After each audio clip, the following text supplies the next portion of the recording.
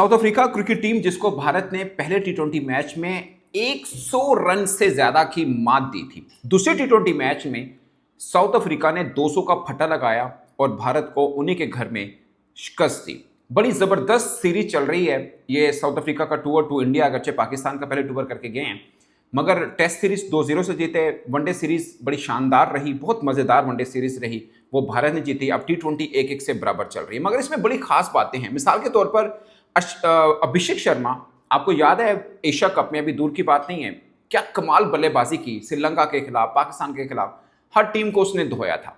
मगर पाकिस्तान के खिलाफ दुबई में एशिया कप के फाइनल में 5 रन की इनिंग खेली, उसके बाद से लेकर अब तक, यानी पाकिस्तान का वो फाइनल वाला मैच मिलाकर 8 इनिंग्स बनती हैं, अभिषेक शर्मा की सिर्फ एक 50 है। उसके बाद 30 प्लस के भी रन नहीं है, और वो 50 है ऑस्ट्रेलिया के अंदर है। अगर ऑस्ट्रेलिया के अंदर ओवरऑल उनका टूर बुरा नहीं था, इंडिया तो सीरीज जीता, मगर अभिषेक शर्मा भी ठीक खेले हैं। बट एक 50 थी 68 रन की, और आखिरी 8 मैचेस में एक 50 है, उसके बाद कोई बड़ी इनिंग नहीं है।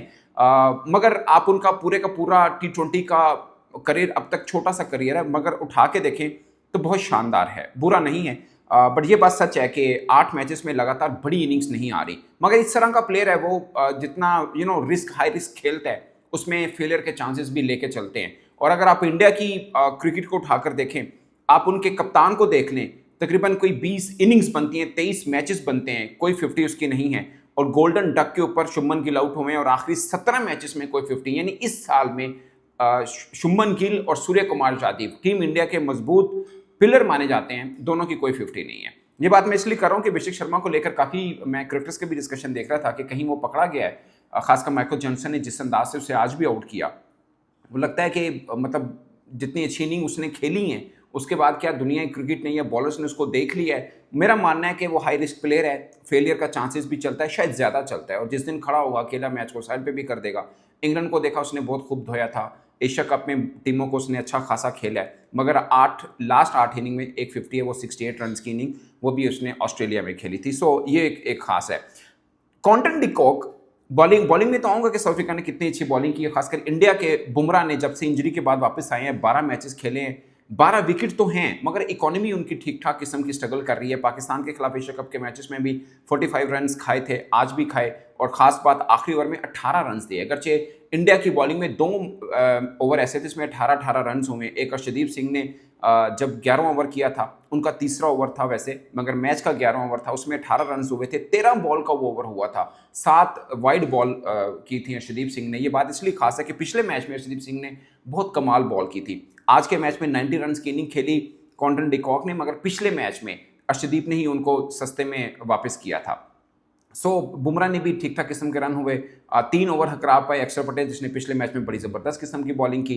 खासकर पांड्या ने लगभग 200 के स्ट्राइक रेट के साथ बैटिंग की थी लास्ट मैच में। इसमें 23 बॉलों पर 20 रन खेले। सो लास्ट मैच में जो हीरो थे, इस मैच में बुरी तरह वो नाकाम हुए हैं। अगरचे तिलक वर्मा ने बड़ी शानदार इनिंग खेली है। मगर क्विंटन डी कॉक का मैं जिक्र करते दूसरी तरफ मुड़ गया। क्विंटन डी कॉक वो खिलाड़ी है जिसने आईपीएल में बड़ी शानदार क्रिकेट खेली है। भारत में 2023 का वर्ल्ड कप था, 400 उसने किए हैं। ओवरऑल भारत के खिलाफ सबसे ज्यादा 700 भी क्विंटन डी कॉक के ही हैं, सबसे ज्यादा 700 क्विंटन डी कॉक के हैं। और दिलचस्प बात यह है कि टी20 में भी उनका भारत के खिलाफ बहुत ही शानदार रिकॉर्ड है। 12 मैचेस हैं, 441 रन हैं, 5 50 हैं, 44 की एवरेज है, 146 का स्ट्राइक रेट है। मगर दिलचस्प की बात अभी आना बाकी है, वो ये कि इस बार आईपीएल की जो लॉन्ग लिस्ट आई थी, उसमें क्विंटन डी कॉक का नाम ही नहीं था, और फ्रेंचाइजीज ने कहकर उनका नाम डलवाया। और फिर शॉर्ट लिस्ट आई, तो आईपीएल जो ऑक्शन लिस्ट है, उसके अंदर क्विंटन डी कॉक का नाम हुआ, और 1 करोड़ की बेस प्राइस पे थे। मैं बहुत से इंडियन फॉर्मर क्रिकेटर्स को देख रहा था, उन्होंने कहा कि ये सीरीज बहुत खास है साउथ अफ्रीका क्रिकेटर्स के लिए भी, कि जो अच्छा खेलेगा उसकी आईपीएल के अंदर ऑक्शन में ठीक ठाक बोली लगेगी। अब एक बात जो क्रिकेट फैंस को समझना बहुत जरूरी है, मैंने बोला था जब क्विंटन डी कॉक ने रिटायरमेंट वापस ली, पाकिस्तान के खिलाफ भी खेले, और इंटरनेशनल क्रिकेट में आए, तो मैंने उस वक्त भी बोला था, मेरा ख्याल है कि क्लासन भी इस तरह से आएंगे, क्योंकि जब आप इंटरनेशनल क्रिकेट नहीं खेल रहे होते, लीग क्रिकेट में बहुत अच्छा आपका नाम चल रहा हो, तो वापसी का रास्ता नहीं बन पाता। अब क्विंटन डी कॉक का नाम सब भूल चुके होंगे शायद सब। पाकिस्तान के खिलाफ भी 100 किया, इंडिया के खिलाफ वनडे सीरीज बड़ी शानदार खेली। अब टी20 में 90 प्लस की इनिंग 90 रन की इनिंग खेली है, 46 बॉलों पर 7 छक्के, 195, ऑलमोस्ट 200 का स्ट्राइक रेट बनता है।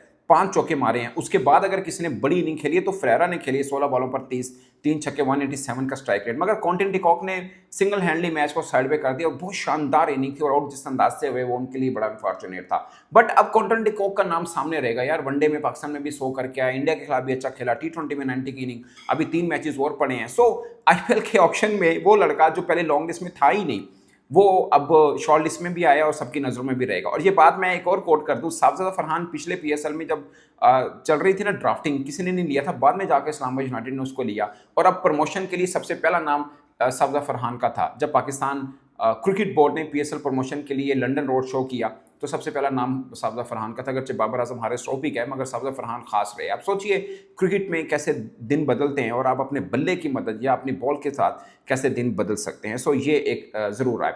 अच्छा, अर्शदीप सिंह इनके बड़े अच्छे बॉलर हैं, इंडिया के डेथ ओवर बड़े अच्छे करते हैं। तीसरी दफ़ा ऐसा हुआ है कि 50 प्लस, मतलब 3 दफ़ा उनको 50 प्लस रन हो चुके हैं, जिसमें से 2 दफ़ा साउथ अफ्रीका के खिलाफ हुए हैं।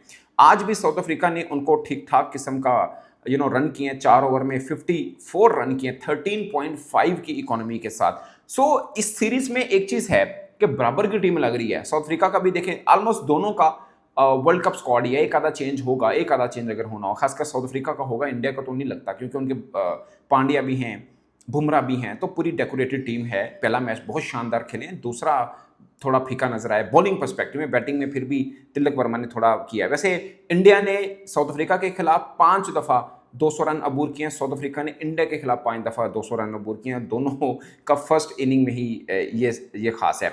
साउथ अफ्रीका दुनिया की वो वाहिद टीम है जिसने T20 क्रिकेट में इंडिया को सबसे ज़्यादा 13 मरतबा शिकस्त दी है। 33 मैचेस हुए हैं दोनों के बीच में, अगरचे तनासुब इंडिया का ज़्यादा है मगर ज़्यादा इंडिया को हराने वाली अगर कोई टीम है तो वो साउथ अफ्रीका की है। 33 मैचेस खेले हैं, 13 दफ़ा जीते हैं। और साउथ अफ्रीका से भी ज़्यादा अगर किसी ने इंडिया के खिलाफ T20 मैचेस खेले हैं तो वो ऑस्ट्रेलिया है जिसने 37 मैचेस खेले हैं मगर जीत सिर्फ 12 हुई है। और इंग्लैंड ने भी 12 जीत लिए मगर इंग्लैंड ने इंडिया के खिलाफ 29 मैचेस खेले हैं। सो सबसे ज़्यादा जीत लेने वाली साउथ अफ्रीका की टीम है, अगरचे अभी 3 T20 मैचेस और भी बाकी हैं। अगर वो भी जीत पाते हैं 1-2 तो ये तनासब और उनका जो है वो बढ़ता रहेगा। अब इंडिया की टीम को उनके घर के अंदर तीनों फॉर्मेट में, वनडे, टेस्ट, T20 में अगर किसी ने अब रिसेंट क्रिकेट में सही मैच दिया हुआ है तो वो साउथ अफ्रीका की टीम है। ये 27वां ग्राउंड था चंडीगढ़ जहाँ पे ये मैच खेला गया था और 25वां ऐसा जिसमें इंडिया खेल रहा है, क्योंकि कुछ ग्राउंड ऐसे जिसमें इंडिया ने अपने ग्राउंड में मैच नहीं खेले। बट आप सोचिए इतना बड़ा देश, 27वां T20 ग्राउंड है इंडिया के अंदर जहाँ पे T20 मैच खेला जा रहा है, तो मतलब बिग बिग बिग थिंग।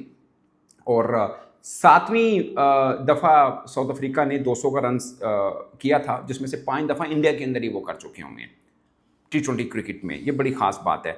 और इंडिया ने भी, सॉरी मैंने 5 दफ़ा कहा था, इंडिया ने भी 7 दफ़ा 200 स्कोर अबोर किए हुए हैं मगर इंडिया का चेस करते हुए हाईएस्ट जो था वो 173 2014 T20 वर्ल्ड कप में उन्होंने चेस किया हुआ था साउथ अफ्रीका के खिलाफ, उसके बगैर नहीं कर पाए थे। ये पिच में ऐसा एक अजीब सीन हुआ है, वनडे क्रिकेट जब चल रही थी साउथ अफ्रीका इंडिया का, वहाँ पे सेकंड बैटिंग को प्रेफर मिल रहा था। यहाँ पे अभी तक ये बता रहा है, हालांकि ड्यू बहुत पड़ा है इस मैच में भी, थोड़ा सा ब्रेक आता था तो ड्यू के लिए वो चल पड़ता था मामला, मगर अब ये देख रहा है कि सेकंड बैटिंग करने वाली टीम हारी। बट अभी भी सिचुएशन ये बताती है कि सेकंड बैटिंग निस्बतन आसान है, बट पहले मैच साउथ अफ्रीका ने सेकंड बैटिंग की, हारा, दूसरा मैच में इंडिया ने सेकंड बैटिंग की और वो हार गया। ये सिचुएशन है दोस्तों, इस पर आप अपने राइट कमेंट की सूरत में जरूर आएगा। मेरी तरफ से इतना ही, इजाजत दीजिए, अल्लाह हाफिज़।